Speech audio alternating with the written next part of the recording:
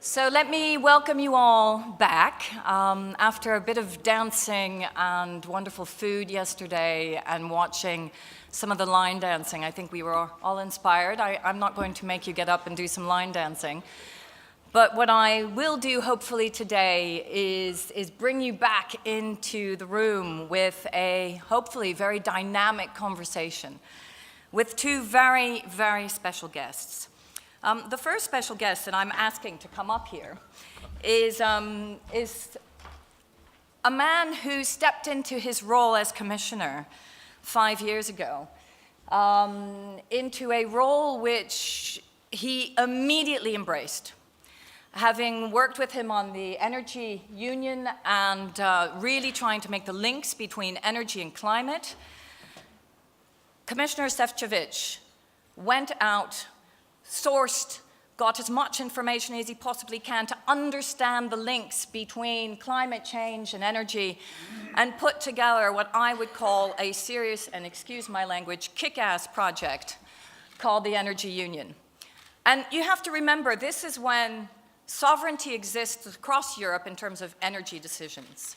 This is when we were focusing on supply versus demand. This is the man that coined the text, and we often talked about it, energy efficiency first. This is a major change in the way in which we are looking at energy.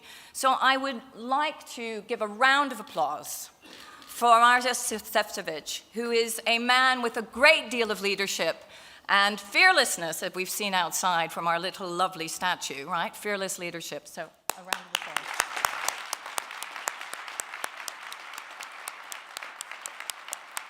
Now, next to this lovely man is Andrew McDowell. And Andrew said to me, every time I come to a conference, I'm always second. Now, Andrew is leading, and you've heard quite a bit about the EIB because Nancy actually spoke beforehand, is leading also a very important institution, especially if we're going to talk about finance in Europe. The EIB has really gone from leaps and bounds to embracing also sustainable finance, to understanding what that means in terms of public finance, working with the Juncker Commission to look at the Juncker Plan, to look at FC, to look at a variety of different instruments and see how we can transform our finance structures from a public finance perspective into supporting large-scale infrastructure projects that are decarbonized. So I'd like to give another very big round of applause for some leadership within the EIB.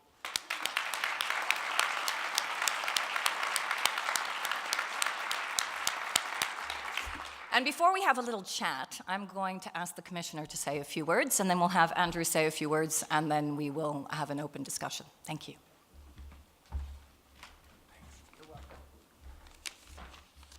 Thank you. Thank you very much, Sandrine, for such an introduction, warming up the crowd and saying that I will just say a few words because look at this, you know. I mean, and it was actually, you know, very much contributed to by Sandrine, but also by Kirsten about the results of what you have been discussing over the last 3 days. And I'm really very honored and privileged that I'm sharing the podium with Andrew because we really became such an indomitable duo, the tandem who is coming from one innovation project to another and showing how we really can combine forces to make sure that finally we will be building not only 21st century industrial policy, but that we got the support for 21st century financial institution, which is European Investment Bank, which is really helping all the entrepreneurs and great innovators across Europe.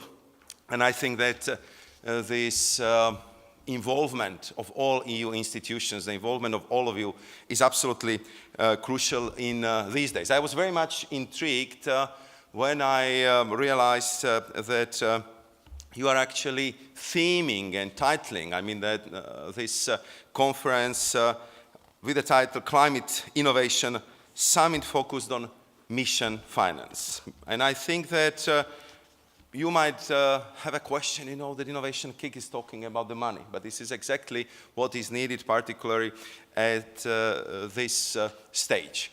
And I saw the enthusiasm of Sandrine. That's not a surprise for me, because I mean, as as I know her already for quite some time. She always brings very positive energy into our discussion.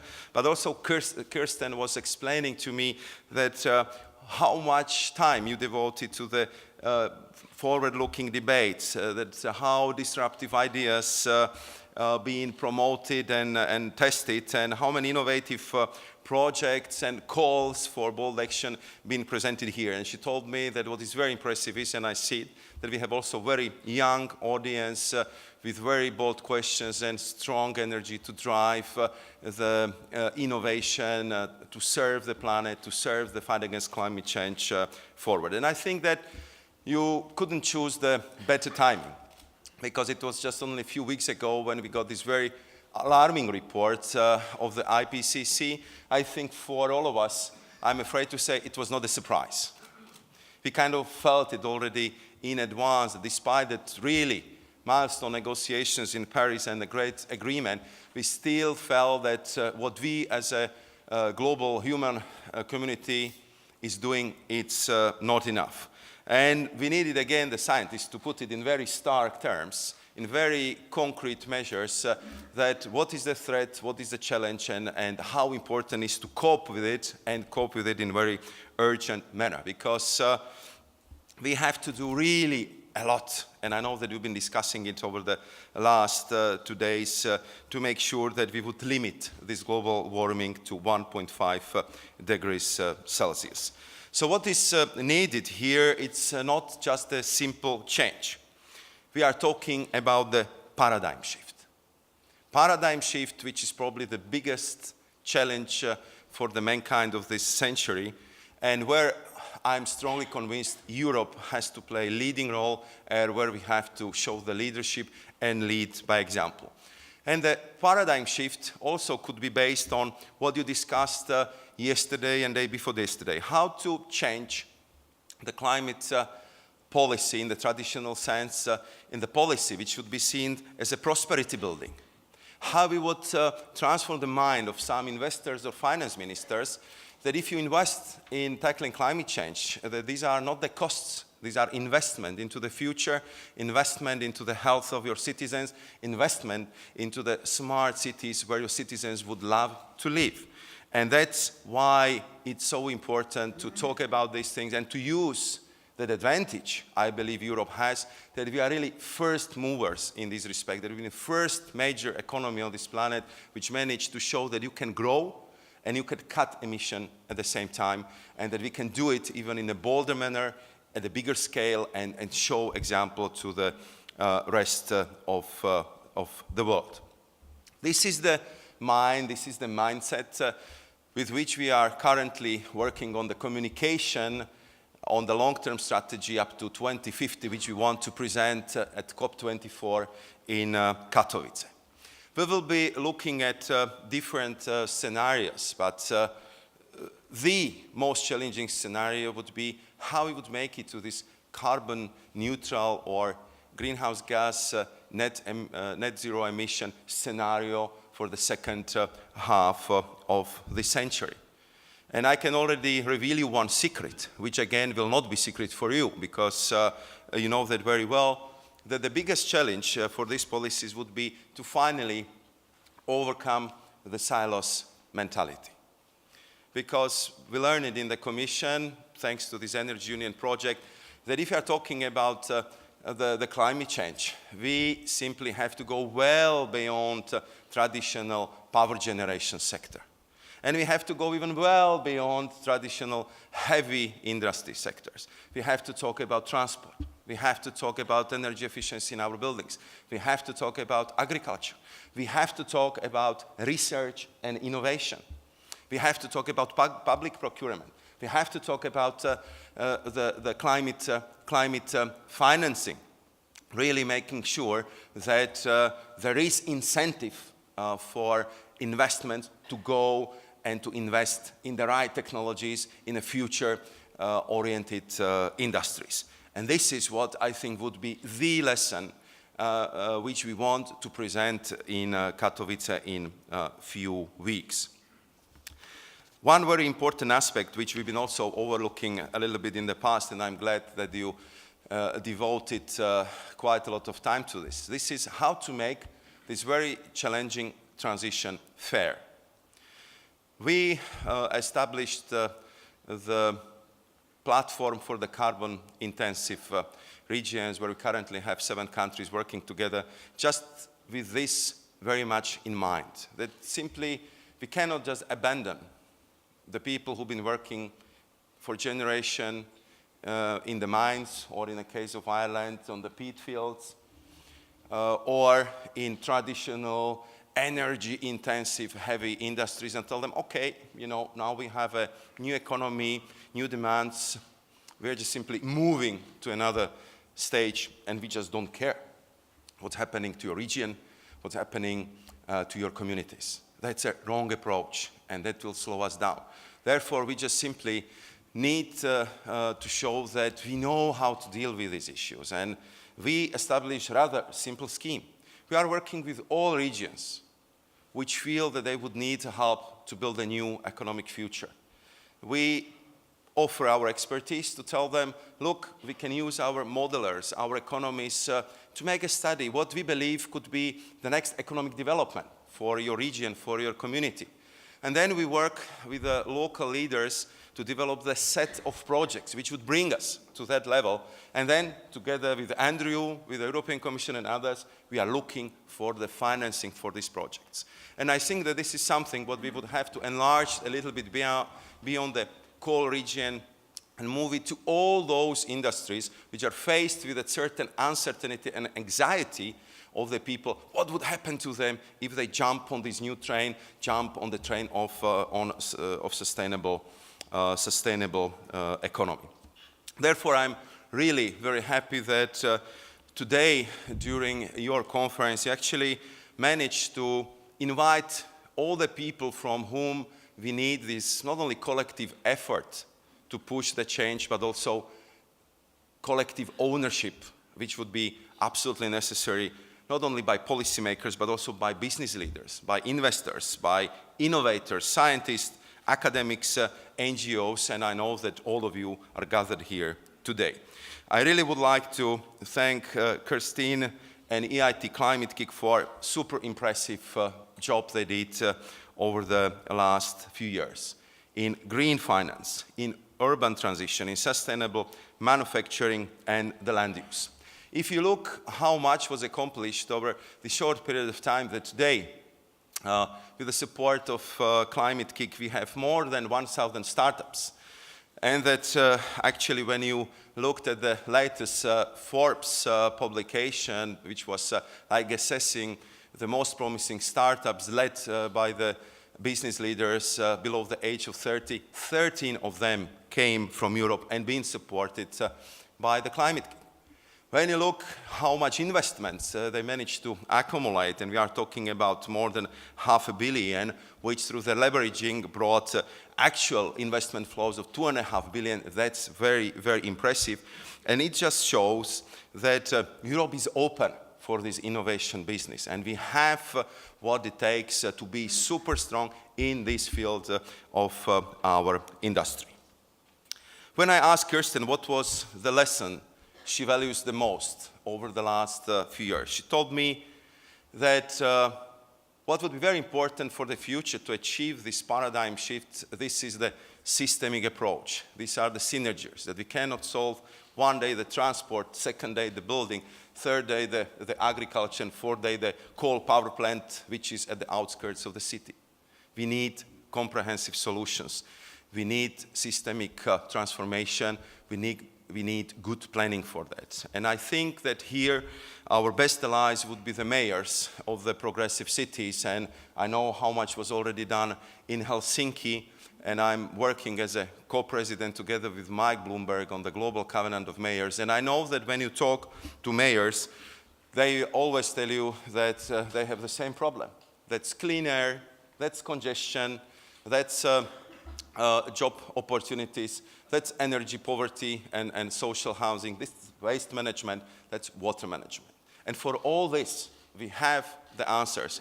But the challenge is how we can put all that available technology together to produce and bring us something bigger than if we would be just reforming one part of the city after another. And this is what we have to learn, and this is what we have to offer to our people. The good news is that if you look at all the key technologies, be it onshore wind power, be it solar energy, be it the electric vehicles batteries, upon which we are working very closely with Andrew, or LED lighting for cities, we see that costs of all these technologies are going down. And I believe that if we would use them even on more massive scale, that would even continue, and we can deploy them even in more wider scale. So I think that all this is just showing that when we are talking about climate and innovation, this is, as I said at the beginning, not costs anymore. This becomes very compelling business case. This becomes sound investment. That's good for business, that's good for company, and that's good for the country. And we need that understanding, because when we assessed how much would all this transition cost between now and 2030 to get to the goals we committed ourselves in Paris, so a lot of money is needed. It's around 180 billion euros of annual investment, and of course most of this would have to come from private sector, from the companies, from the households. How this would be structured, our assessment is that from this needed investment, probably 75% of that would have to go to the energy efficiency of our buildings and in our industry. Less than 20% will have to go to transport, and then the remaining around 7% would go to renewables. So the challenge is big, but we have the technology, and I think that after discussions you had here last 2 days, we also know how can we also deploy the financial instruments in a way that it would bring us the better results. How we want to support it from the side of the European Union. A few months ago, we presented our proposal for the next 7 years budget, what we called in Brussels multi-annual financial perspective.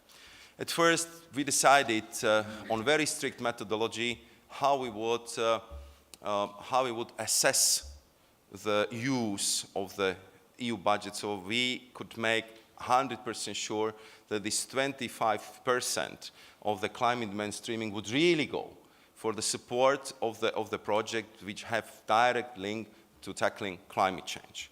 We also decided that we would propose the biggest ever research and innovation program, which will be called Horizon Europe, where 100 billion euros would be devoted for this most progressive research and innovations project, and 35% of that 35 billion will be clearly devoted for research and innovation in this area. So with this climate mainstreaming and with this new massive increase of the budget for research and innovation, we are talking about more than 300 billion of euros we are ready to spend on climate action in the course of the next 7 years. But we know that all this would not be sufficient, and therefore we decided together with Andrew that we are going to set up the joint working group where we are going to check how all our instruments we have in the European budget could be leveraged, could be blended better with the EIB products, how can we bring the private capital, how can we de-risk it, how can we make it simpler to use, more user-friendly, and really start, I would say, this new way how we can use the public money in this partnership approach so we can bring this massive investment where we really need it in the coming years. So we are going to mobilize better bank finance, capital market resources, and we will be developing what I think is needed in this particular case, and this is long-term oriented, so-called patient investors. When we are looking about your discussions, you had here the MissionFinance, we see it as a key enabler to climate innovation. And of course, what is very important in this respect are actually three dimensions linked with innovation: technologies, governance, and finance. I think that we see how the breakthrough technologies are arriving to our shores more and more quickly, but where we are very often struggling is how to deploy them here in Europe and not to push our innovators to Silicon Valley or to create conditions where they are becoming easy prey for Chinese investors. Where I very often say that when I'm Silicon Valley, because I concluded my university studies at Stanford, so I'm trying to go back every 3-4 years just to check what's new, what's happening in this highly innovative environment. And I'm partially proud, partially sad, because 70 or 80% of the people I meet in Silicon Valley are from Europe. They studied at European universities, they started their scientific or research careers in European labs, and then they tell you, look, you know, I wanted to deploy my technology, but I didn't have a business angel. I found a lot of bureaucratic hurdles, and California is sunny, you know, so here I am. And I said, okay, guys, but we need you back. You know, we cannot afford that brain drain anymore because we need you in Europe. And I believe that in Europe you have a most conducive environment for all climate-related innovations because we have unprecedented public support for the change from our people in Europe. And it's really incomparable to any other place on earth. And that's something what we really have to work on. I heard about your fascinating conversations with Professor Mariana Mazzucato, and as you know, she's one of the promoter of this new approach to science. She's supporting, and she developed the concept of mission-oriented approach, and we embrace it also for this next massive research and innovation program, because the logic that we need to have a picture in front of us, what we want to accomplish, type of the mission to moon approach, I think can mobilize the mind, can focus the efforts of the people, and can really energize the scientific communities to deliver. And when I was talking about it with one of the most famous innovators, this famous aviator, Bertrand Piccard, who circumvented the globe, I don't know how many times in his electric planes, he said, the look for Americans in the 60s, the mission was to conquer the moon. So the mission for us, Europeans, should be to preserve Earth. And I think that's the mission for all of us. That's the mission where I believe we Europeans can absolutely excel. And therefore, I'm very pleased to see so many young people in the audience because this intergenerational responsibility, intergenerational innovation, and also I would say intergenerational mutual education is very important for understanding what's happening. And I know how young generation is really committed to sharing things, to eco-friendly approaches, and really to be much more gentle and caring to our planet. One of the, I would say, new developments over the few years is, and I'm very happy about this, that we see more and more corporate social responsibility approach from the business leaders if it comes to the tackling the climate change. And I think it was paradoxically challenged a little bit by President Trump when he decided that administration is leaving Paris Agreement. We have seen that energizing element on the companies, on the states of the United States, on the cities, to show that despite the federal government, we can show that we can deliver. And from one such a business leader, because you discussed the transport, and I'm sure I'm going to discuss it with the new environment minister Bruton in 2 hours, is the vision which was presented to me by one CEO of a big European car company. He told me that for me, that's the missions of 3 zeros, that we would have the cars with 0 emissions. We would have a transport system where there will be 0 congestions. and we would have the autonomous driving, which would lead us to the 0 accidents. I know that it's pretty nice, especially if you're stuck in the morning traffic, I mean almost anywhere in Europe. But at the same time, I think that it's achievable with all the technologies we have already today available. We've been a couple of months ago in Malmö and in Copenhagen, where for the first time we decided to enlarge the mission innovation, which was the group of the most developed countries working together on climate change. And this was the initiative which was proposed by American President Obama. It seems, unfortunately, like light years ago, but until today the mission innovation is working, and we invited mayors and scientists to sit together with us just to tell us what the cities need for change, what kind of innovations they would appreciate to have deployed in their cities, and I'm very glad that this worked out very well, and that we can use this new network which was established there also for our future work. And I'm sure that when our Canadian friends will take over chairmanship of the mission innovation for the next year, they will definitely continue with this initiative. The last thing I would mention, and again it would be something what we would discuss with the minister, this is governance challenge. How I would make sure that all these big goals, these targets would actually materialize. We have, especially in European Union, set very ambitious targets for 2030. You know that Member States and European Parliament have been even more ambitious than the initial proposals of the Commission if it comes to renewables, if it comes to energy efficiency targets, and I'm pretty sure that with these targets we would reduce the greenhouse gas emissions by around 45% instead of 40%. But how we would make sure that this would really happen? So therefore we are pushing very hard for development of the national energy and climate plans for each member states, because we see it as very important tool to break up silos, also on the national level.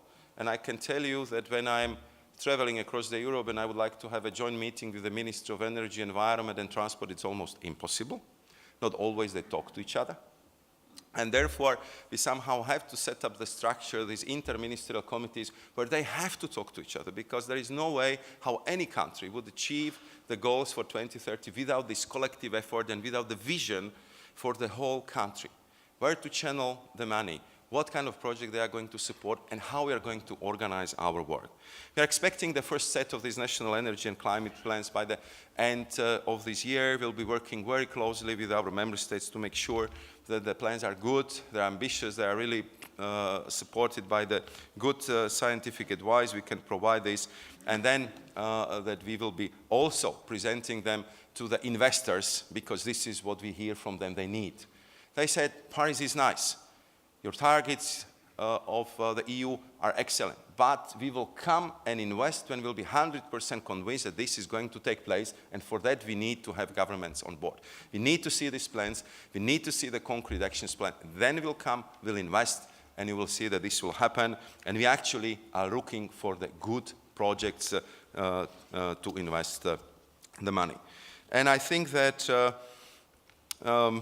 all this resonates very well also with the big financiers like Bill Gates. I mean, 2 weeks ago we signed for the first time completely innovative financial instrument with his breakthrough energy coalition. We decided to put together 50 million from his philanthropies, 50 million from the EU budget, and we decided that this time we'll completely get rid of bureaucracy, and we will let the private investors to decide how this fund money will be used. What are the innovative projects which would capture the imagination of the investor? What would be the private investor evaluation of the potential success of this project? And how much it would help us to skip all the paperwork and anything which is usually linked with the research and innovation project. If it works out well, we are also looking for the ways how we can replenish that fund also for the future. We are looking for the ways how we can use the emission trading scheme, new funds which will be created, and the money for sold allowances channeled to the innovation and modernization fund, because there is a lot of good projects, and Kristin just told me about zero emission cement production, which of course is too expensive today, but maybe if you find the proper financing tools, we can bring these new technologies to the market. If you allow me to conclude on the issue and the things where I understand it's a lot of experts here in the room, and now I'm talking about the financing. Because I think that thanks to all these new developments and your new approach, the energy transition is now seen as a growth opportunity for non-bank financing models, including energy cooperatives, crowdfunding, and peer-to-peer lending. And therefore, the supporting of innovative ways of connecting savings to growth and diversifying of funding sources for European businesses is crucial to improving growth and job creation in Europe. And we know how important the crowdfunding is. It's still small, but I'm very glad to say that it's growing very fast, and I know that we will hear more concrete evaluation of that prospect in a moment. And therefore, we felt obliged that we also have to create better conditions for the crowdfunding. And therefore, we proposed in March the new EU regulation for crowdfunding, because we believe that thanks to this new EU label, crowdfunding platforms will benefit from an EU passport and will be able to scale up more easily across the EU. It will be one-stop shop, European label, and much easier for all those who would like to set up such a crowdfunding platforms. And it would also help to overcome very often operating cross-border difficulties. I believe that also the single point of entry for authorization and supervision, which will be done by single authority, the European Securities and Market Authority, ESMA, will also help to make it much more flexible and faster. And it would be very interesting to hear from Lumo about his experience and his assessment, how this would help and what needs to be done to make it even better. So to conclude, I really would like to say that we need to work together to build financial systems that are future-proof, and that we will be working together on implementation, on the action plan, on financing sustainable growth, which stems from the EU commitments for more sustainable economy and society. It ascertains that the current levels of investments are not sufficient to support an environmentally sustainable economic system that fights climate change and resource depletion. And therefore, we based this action plan on 3 policy goals: how to reorient private capital flows towards sustainable investment in order to achieve sustainable and inclusive growth; how to manage financial risks stemming from the climate change, resource depletion, environmental degradation, and social issues; but also how to foster better transparency and long-termism in financial and economic activity. Through this action plan, the European Union intends to help finance sector to integrate sustainability in its mainstream activities. In a nutshell, the objective is to help investors who often do not have enough information about what is really green, what is not, how to avoid so-called greenwashing.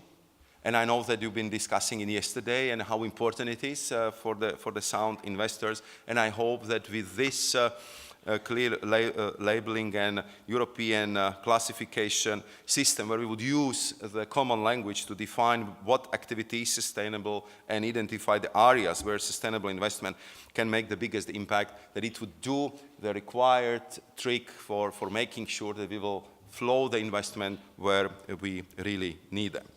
So the next step should be to create EU labels for green financial products based on our common European classification system, so the investors could be assured that they are doing the right things. And we also are planning to ask the insurance and investment firms to advise clients and provide them with a suggestion for suitable products and services on the basis of clients who are with well-identified sustainability references. I know that you discussed a lot of issues linked with taxonomy. I know how important for you would be the enlargement of the disclosure obligations. This time it would not cover only the private businesses, but also public funds, governmental activities, and it should be done in such a way that simply it would be very difficult to hide the whole operation of the companies beyond some partial or smaller investment into the climate-oriented businesses, and I think this is what would be very important for all of us. I really would like to use this opportunity also to praise and thanks EIT, Climate-KIC and Sustainable Nation Ireland for the launch of European Hub for UN Financial Centres for Sustainability, because I believe that it's very important that we have such a center in Europe, and I believe that these centers would become a defining force in driving the net zero carbon economy. So we are at the stage where the global financial systems would play, and I don't think I exaggerate too much, they would play the make or break role in this fundamental economic, societal change and transformation. Provided it does not only focus on maximizing short-term profit, but also recognizes the long-term costs and opportunities related to energy transition and creating this new platform and this new framework within which they would operate, that we had the chance to really unlock this huge potential ahead of the curve. If you allow me to say the last sentence, that would be that the next decade would very much decide if the century would be American, Chinese, or European one. It would depend a lot on how innovative we would be, how bold we would be in our climate action, how strong we would be on industrial policy, how assertive we would be in our trade relations, how much of these climate-related priorities we would be able to transpose into our trade relations, into how our markets are run, what kind of products we would allow to be used in Europe, and also how much we invest in our young generation. I think that we should have a very simple goal to make sure that our young people would be best trained labor force on this planet, that they would be having the permanent opportunity for the constant upskilling. If they would feel they need new skills in digital area, or they would like to become stronger in the green tech, clean tech, or innovative financing, we should give them that opportunity. Because as a politician, I have to say that I always feel privileged that when you talk about climate change in Europe, you feel that you have strong public support. This is not given in any other major economy in the world. It's our huge advantage, and I believe that we will take good benefit from it, and we will use it as our first mover advantage. Thank you very much for being such a patient audience with very long interventions so early in the morning. But as you saw, I had a lot to say, and these very dynamic ladies added a little bit more material into my initial introductory remarks, which is a good sign because you really had very fruitful discussions over the last 2 days. So thank you for having me, and thank you for being such a great audience. Thank you.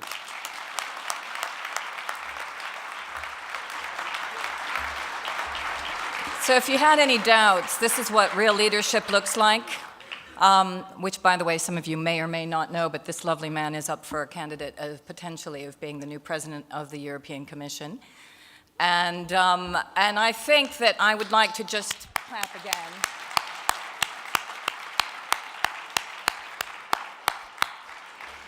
There are so many ways in which we can respond to this speech. And first of all, how many commissioners do you actually get who give you so many different tidbits of information in 30 minutes? So that was a gift. Thank you. A very important gift. Now we're going to move on to Andrew, and I'm going to ask actually Alex Raguet to come up now. But I do want to say one thing, Commissioner, is that I'm probably the only person in the world that did reverse immigration and left Silicon Valley, actually, after my parents went to Silicon Valley to come back to Brussels to help with the European project 30 years ago. Well, you know. So there you go, and you did it as well. So some of us do come back. Please, Alex and Andrew.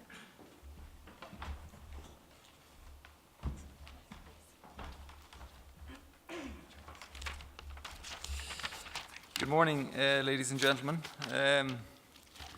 Thank you very much for the invitation. Thank you to Kirsten in particular and the team from Climate-KIC for the organization of today's event. I also want to personally thank Stephen Nolan, and I'm not exactly sure how the event got brought to Dublin, but I've no doubt Stephen was in the thick of it.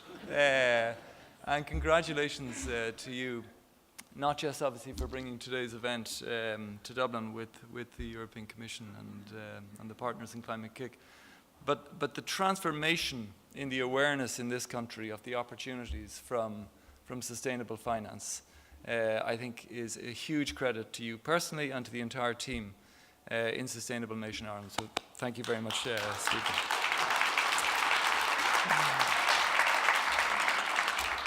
Thank you, Sandrine, for the very, very kind introduction. It's always nice to get an introduction and an applause before you actually speak. Kind of takes the pressure off a little bit, I find. Thank you for your kind introduction.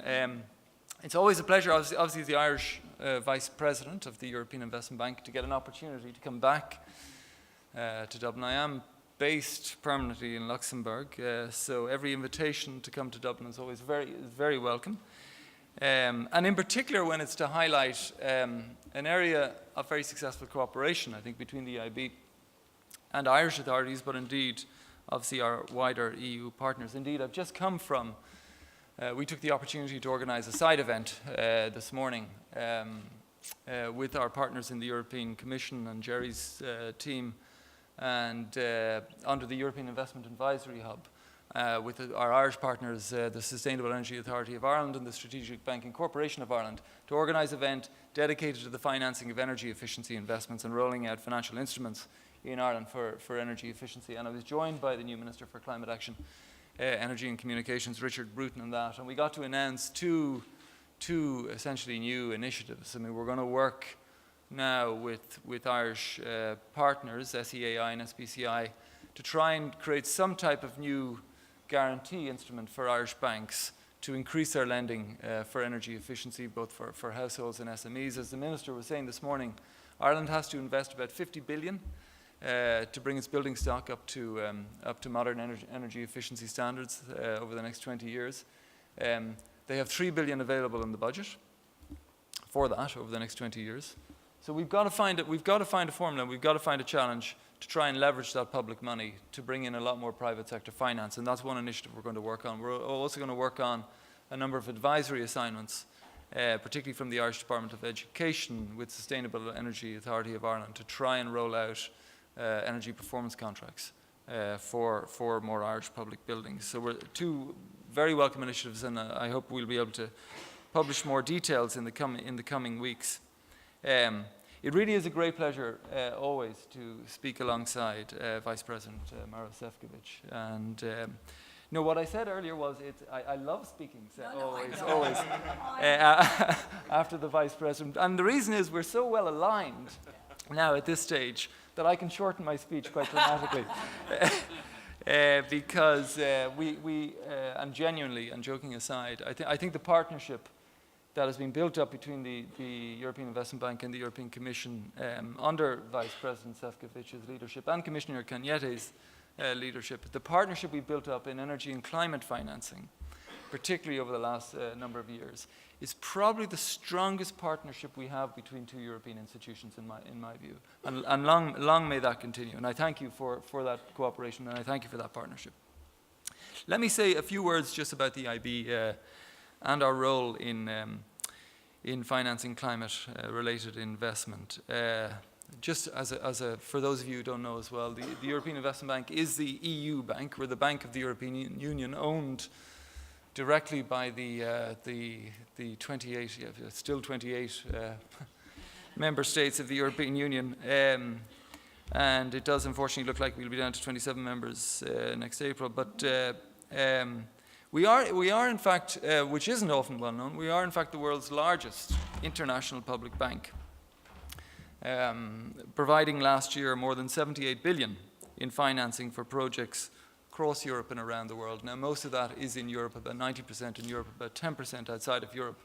And obviously the size of the projects we're doing in Europe are very large, which allows us to do a lot with 3,500 staff. I mean, our mission is clear. Our mission is to finance with both debt and equity instruments, public and private investment projects, delivering both solid financial and economic returns and also supporting EU policy goals. As the EU bank, the EIB is clearly committed to helping deliver on the goals of the Paris Agreement. Indeed, over the last decade, we've become the largest multilateral provider of climate finance worldwide. Since 2011, we've invested over 130 billion globally in climate action. And last year alone, we provided about just under 20 billion for climate action, mostly mitigation projects, but also an increasing amount of adaptation projects worldwide. And that represented about 28% of our overall lending. And while well known in Europe, at least, for our support for renewable energy deployment, we've broadened our climate action portfolio to include projects in building and industrial energy efficiency, smart grids, transport, manufacturing processes, infrastructure resilience and adaptation, as well as new technology development. Ahead of the Paris Climate Agreement, the EIB committed to ensuring that more than 25% of our overall total financing supports climate change, adaptation and mitigation. And we also have committed that at least 35% of our financing outside of Europe will go to climate action projects. And the implication of these commitments is that we expect to deliver from our own balance sheet, in terms of debt and equity instruments, about 100 billion of climate financing in the 5 years to end 2020. Now these are, large sums, but we all know at the end of the day they're small beer still compared to the overall challenge that we face. Indeed, as the Vice President has said, the European Commission has estimated that the annual additional increase in investment required to move the European economy onto a Paris-consistent path is about 180 billion a year, every year between now and 2040. So there's little prospect that either public funds or indeed public capital available from institutions like the EIB alone will be able to resource this type of challenge. A key role of public institutions like the EIB must therefore be to mobilize additional finance from both the public, but particularly from the private sector.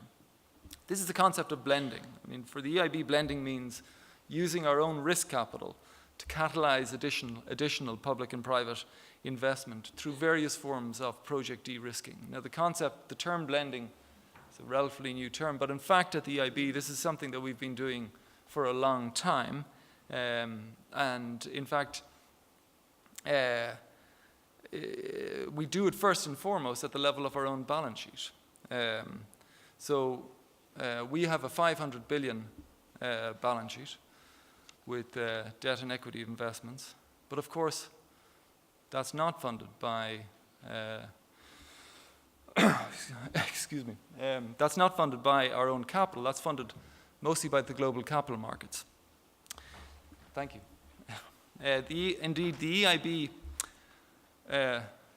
pioneered the green bond market back in 2007. We have colleagues Nancy in particular, here from the EIB, who are more familiar in this than me. And we were the first issuer with the World Bank back in 2007, 2008 of green bonds. And according to Bloomberg, we remain, to this day, the largest issuer of green bonds worldwide. Indeed, since our first issuance, the EIB has raised about 23.5 billion of green bonds across 11 different currencies. Now, our green bonds, or climate awareness bonds, as they're officially called, have financed investment in 161 renewable energy and energy efficiency projects in 46 countries around the world.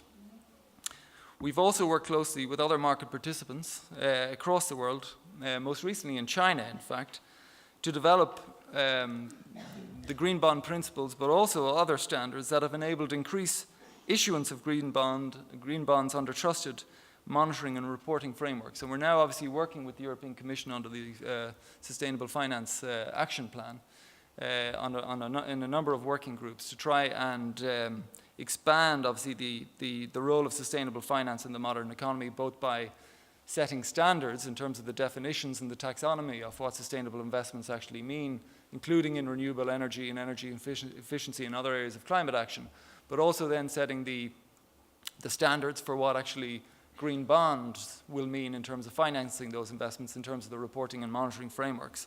And that, again, is a great partnership that we have with the European Commission.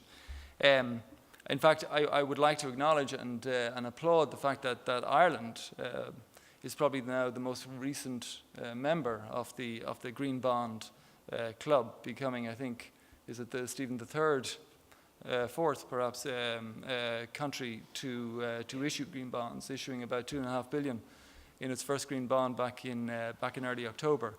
And what was very interesting about what the NTMA, the National Treasury Management Agency, told me about that is while the pricing was really reasonably similar to their standard bonds, I think they issued an 8-year bond and the pricing was roughly consistent with the normal yield curve, they doubled the number of investors in the bond. They had twice as many investors in that bond as they had in their standard bond. So the diversification benefit for Ireland of launching a green bond was enormous. And they have investors now buying Irish bonds who have never bought an Irish bond before. And we've had the same experience at the European Investment Bank.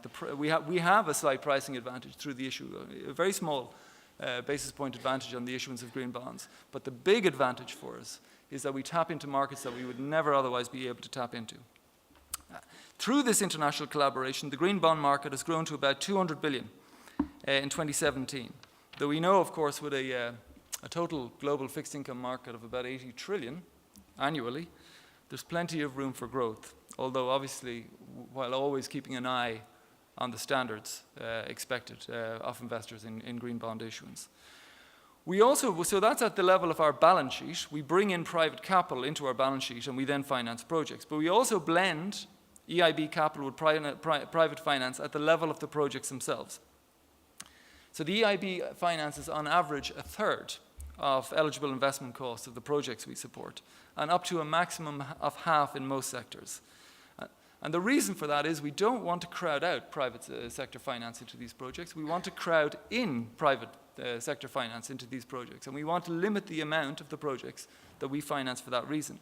And indeed, the structure of our financing, the pricing, the tenor, in other words, the length of the maturities of the instruments, the degree of security we take, and the signal that EIB financing approval sends as a result of approval following a very intensive due diligence process, all of that is intended to reduce risk perception by private investors in the projects that we support and to allow the projects to raise the necessary complementary private financing. We also blend our capital with other public resources to increase our capacity to leverage private sector investment. And probably the best known example of this is the Investment Plan for Europe, the EFSI guarantee under the so-called Juncker Plan. Now EFSI, the European Fund for Strategic Investments, is at its heart basically a 26 billion euro guarantee for the European Investment Bank from the EU budget, which is topped up by a 7.5 billion capital allocation from the EIB's own capital, and it has allowed the bank to dramatically increase the levels of higher risk financing in recent years, including for climate action. The aim is to mobilize a total of 500 billion of additional investment by 2020. Now, over the last 3 years, the EIB has already mobilized investments of about 100 billion per year, 2/3 of which come from private resources. And around 40% of financing under EFSI from here to the end of the 2020 has to go to climate action projects. Now, we use this to finance direct project finance risk, mainly for the projects that are where the technologies are already well established and the market's already established, and we're talking about mass deployment of these technologies across Europe. The classic examples under climate action being, of course, wind, offshore, onshore, also solar. So Andrew, now I'm going to just interrupt you slightly. Yes. Because I know that the commissioner needs to go, I've been told, and I don't want him to leave before you guys get a chance to interact. So if you could just conclude, and then we can bring you into a conversation. Absolutely. Sorry. The main purpose of all of this, I was going to list lots of examples of areas where, very interesting examples, Europe, wind, Africa, solar, breakthrough technologies, batteries, floating wind, guarantees in Africa to help renewable energies address, or projects to address political risk in African countries, and so on and so on. And the main purpose of all of this was to say, we are now finding ways to collaborate with new partners, new providers of private sector capital all over the world in order to basically use our limited resources to a much more effective degree. And what I hope is going to be the outcome of this conference, of this week and all the interactions that we have, is that we find new partners that allow us to blend EIB instruments and then EIB capital with new partners from both the public and private sectors to deliver on this common challenge. So thank you very much.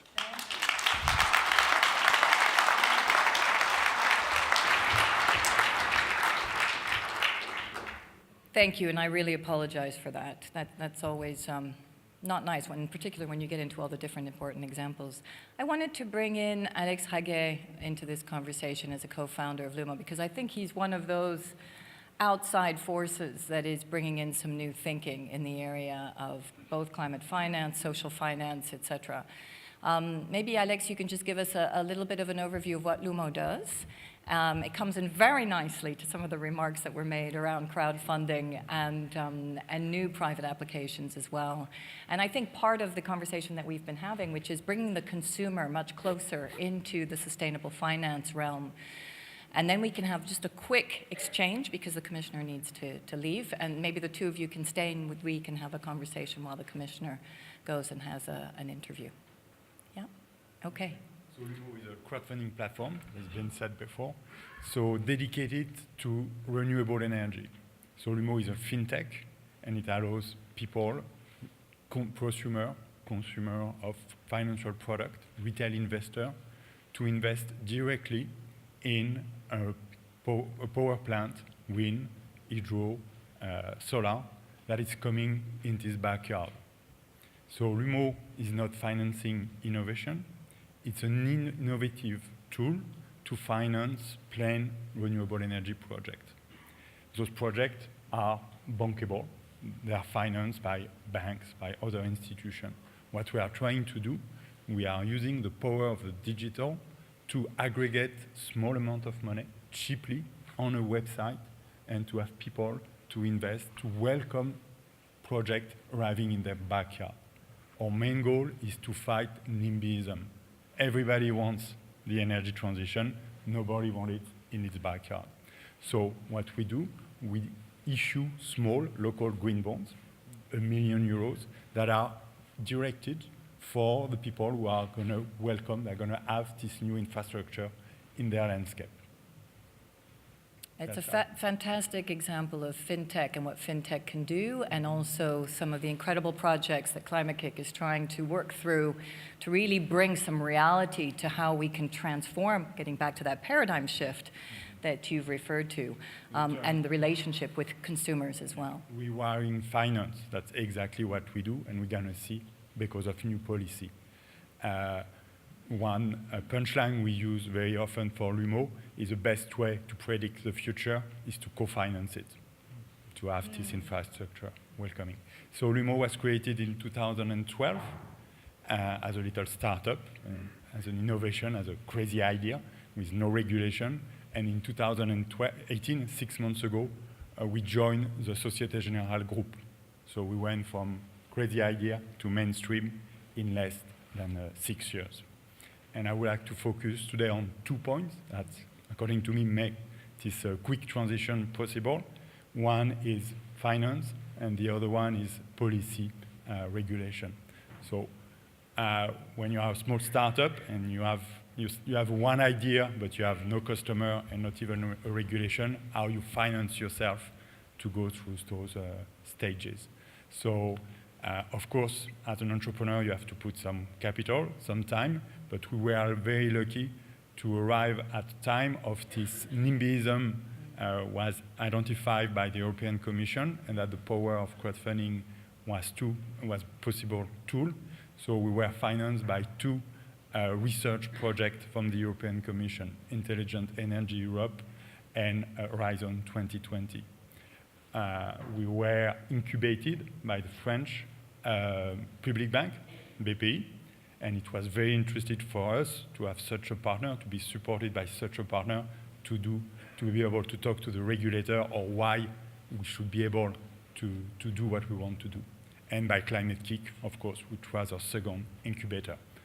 And we were after we did a friends and family round, and in 2018, beginning of this year, was acquisition by Société Générale. On the policy regulation point, the second focus, when we started, we couldn't work. Basically, to be able to do what we wanted to do, we have to have a banking license. For a startup, having 730,000 euro of capital was a little difficult. So we did a lot of lobbying. Lumo was a founding member of the French and European Association for Crowdfunding. And we got very lucky to have on the energy side, to have on the local on the regulatory for the an incentive from the local authorities, from a region in France, that give incentive to our customer, the energy provider, to use a crowdfunding platform that created the market. After, with a new law in France and the Paris Agreement, 2015, we got the same thing on the national level. So every new power plant that use a crowdfunding platform has an advantage on the sale of its electricity. So this regulation creates a business for us. We got people interested to issue the green bonds. And at the same time, during the Paris Agreement, the French government created a label, Financement participatif pour la croissance verte, crowdfunding for green growth, that's on the buy side, is a signal for all the prosumer of financial product that they can buy this product with this label, and they're going to know that their money is directed to the energy transition. And now the next step is the harmonization on the European level. So our small crowdfunding platform in France was in 2012 allowed to do business to 150 people and to issue a bond for 100,000 euros. When it's going to go through, it's going to be up to 8 million bonds insurance, and we're going to reach 500 million people as investor. And of course, having this regulation going in our way allowed us to do the financing because our investor were aware of the market that is going to go. What a beautiful example, and maybe I can ask you, Commissioner, because this seems to respond very well to some of your call for that shift, and also the call from Andrew in terms of how the private and the public sector can work together, and the public sector can de-risk as well, in particular in the startup funding. I don't know if you have some reflections.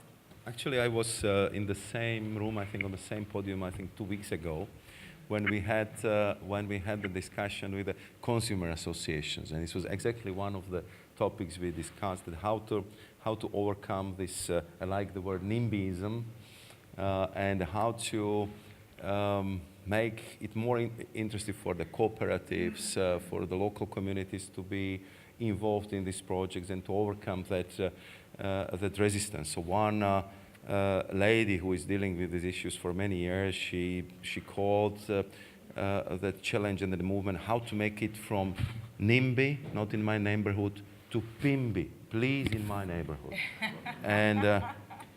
And I think that here Alex brought as example how this could be done through the green bonds, through the active involvement of the local communities, that they would see that they would have a control over the development, that there will be benefits to the community, and that they're actually part of that effort. And I think this is very important for the future, but I'm also very pleased to hear that this EU regulation would allow such a scale-up of your efforts. And this is something what very often we are not mentioning enough when we are talking about the importance of the EU, that how big difference it makes, even in such an important and big country like France, when you can scale up from, let's say, French level to the European one, because immediately we are talking totally different numbers, totally different outreach.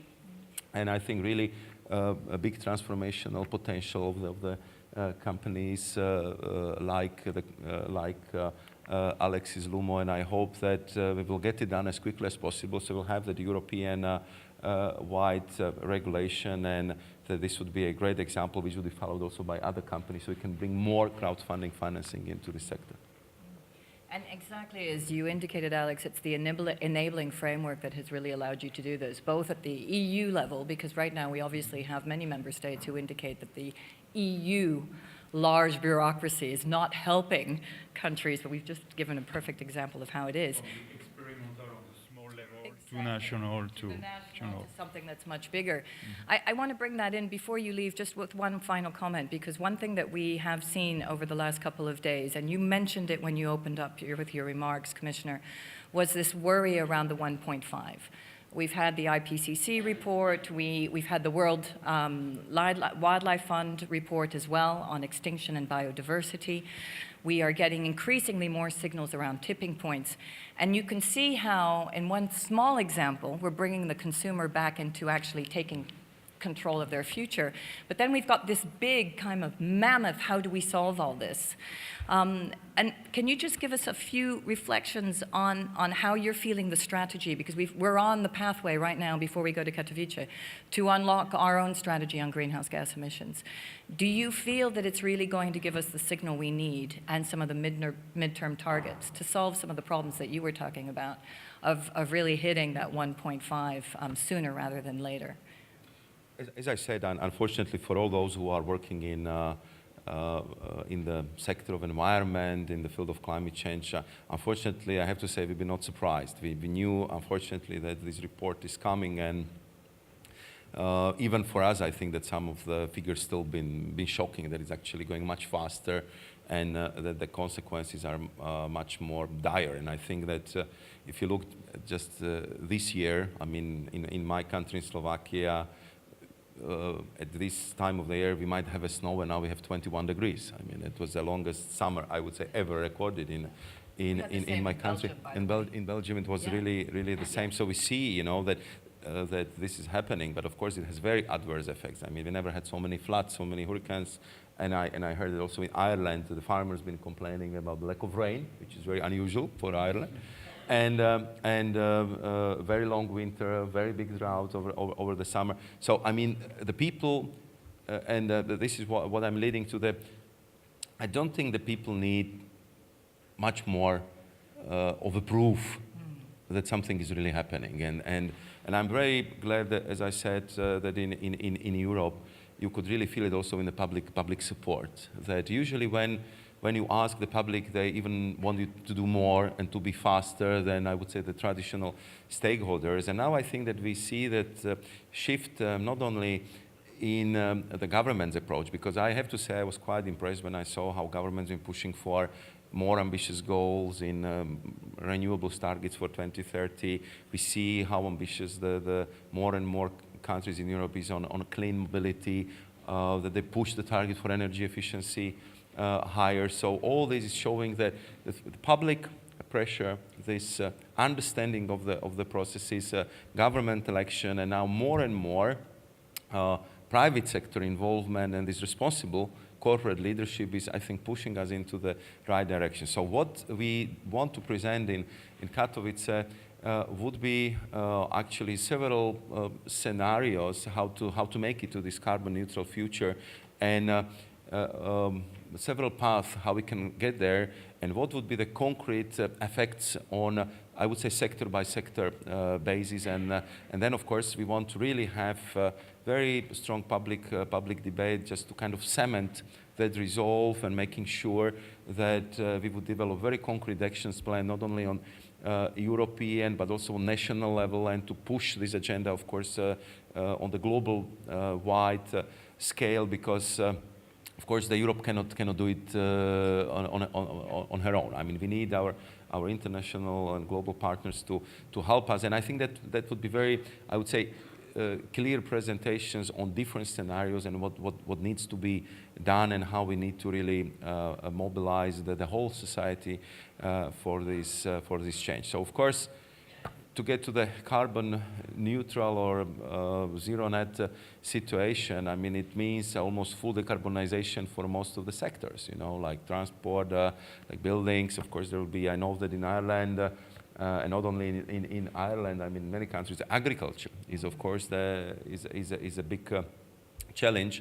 And we know that in some sectors it will not be possible to go to 100% carbon neutrality. So we have to develop the technologies which could somehow capture or get the carbon from the environment, and to develop more sinks and really to think much more creatively, and I would say in much more synergical way, because clearly it would be, I would say, every sector contribution which have to be made to get us over that huge challenge, which is just a few decades away, and we have to start work on it right now. I mean, what is very important, and what Andrew and Alex been also highlighting in their speeches, and what we discussed earlier with Kirstine, that advice to the investors, because when I talk to, for example, energy stakeholders, I always telling them, please be aware of the stranded assets issue, because if you build power plant today, it will stay with you well beyond 2050. So think well about what kind of technology you want to deploy, what kind of technological change you might encounter, what kind of demands there will be in greenhouse gas emission reductions, and think very carefully where you invest the money, because I mean, we see how all this is developing very fast, and from the point of view of strategic investment, 2050 is around the corner. Yeah, absolutely. Well, I'm going to let you leave because I know your team needs to take you away. I'm going to ask the two of you gentlemen just to stay with me for a few more seconds, and let's say goodbye to the Commissioner.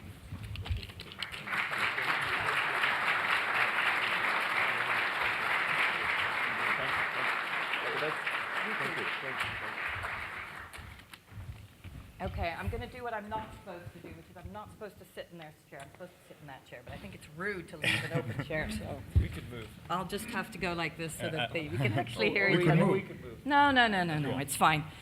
So I know you're all impatient for your coffee, but I don't know, those of you who do work in the European bubble, I don't know if you've realized what we just had in terms of incredible information and also openness from the institutions. I mean, it's really phenomenal to see how much the EIB is working with the European Commission to set the tone in terms of this transition that we've just learned about. And I wanted to ask you, Andrew, the same question that I just asked the Commissioner around the 1.5, because it really has come up time and time again. And I'm just wondering how the EIB now is processing that, because as we spoke before, you'd indicated that there's been a huge amount of change in terms of how the EIB has started to make itself kind of 1.5 or at least climate purpose proof. Yeah. How's it gone? I mean, were you looking at 2 degrees before or even higher, and now do you need to really think even more about how you're going to make this shift?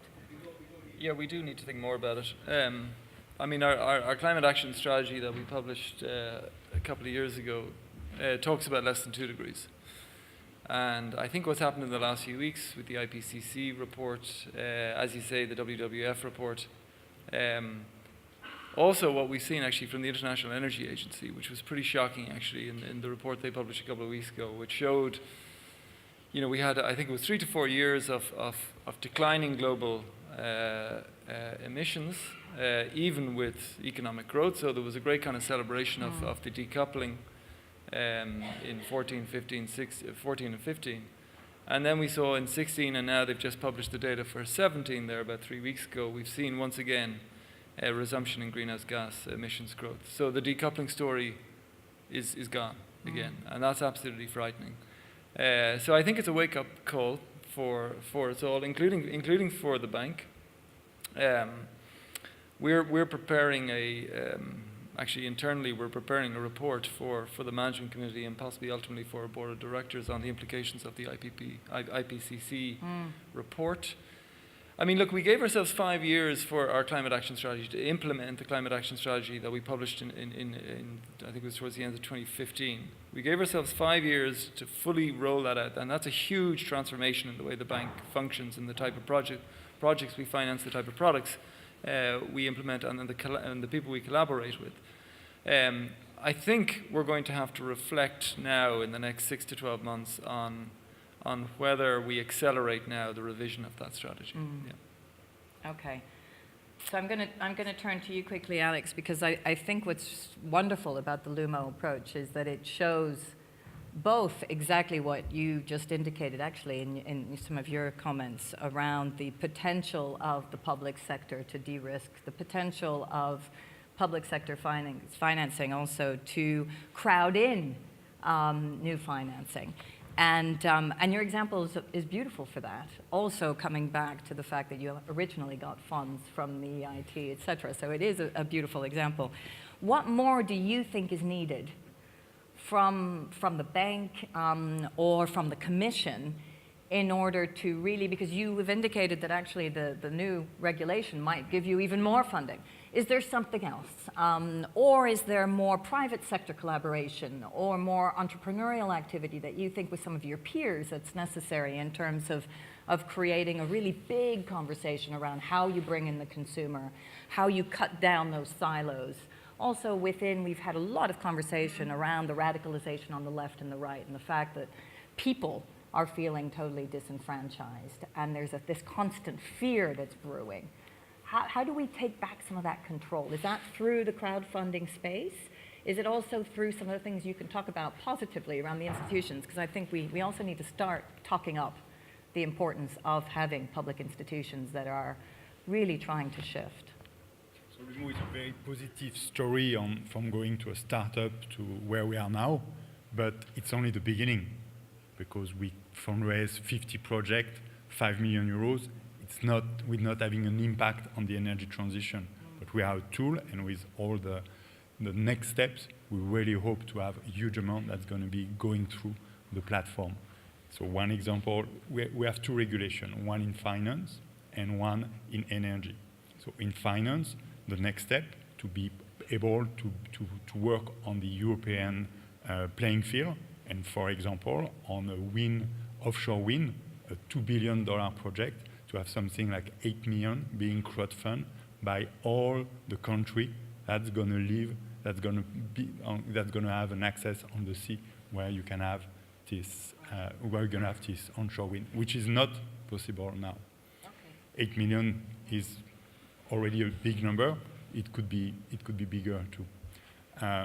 On the energy side, the regulation that give an incentive to energy producer to use crowdfunding platform. It has been done in France.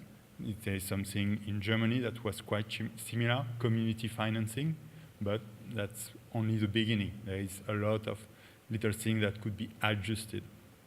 The shift we have seen in Lumo from 2012 to 2018, 2012, when the people were investing, the retail investor were mainly militant. People who really were convinced that that renewable energy were a good thing and really want to vote with their money. So it was a lot of small tickets. Now what we've seen is more impact investor that knows about the standard asset, look at their portfolio and say, oh, why would it be wise for me to put an allocation so we don't see tickets investment more 10, 100,000 euros. So it's going to be a big That's switch. super interesting, and I'm going to maybe finish with that, but I think what's interesting there is taking into consideration the work that we are doing and working also with Nancy at the EIB and through the taxonomy and trying to understand the signals that we need to put into the taxonomy in terms of the criteria for investors. So we're doing that on our side, coming out from the Commission, and you're on your side are starting to put some level of pressure, and that's what's important. It's the two together that's going to shift the system. So I guess that's the message to all of you. It's the fact that we need both. We talked at the beginning also of the summit around the new litigation push. We are seeing more and more citizens taking governments like the Netherlands to court around gross negligence due to the fact that they haven't respected actually their targets around greenhouse gas emissions. And I think that if we can create that pressure, both in terms of putting in place the right framework, but then ensuring that the citizen has a voice to plan his future, his or her future, then I think we probably will, hopefully faster, be able to create that paradigm shift. Thank you both for being on this panel.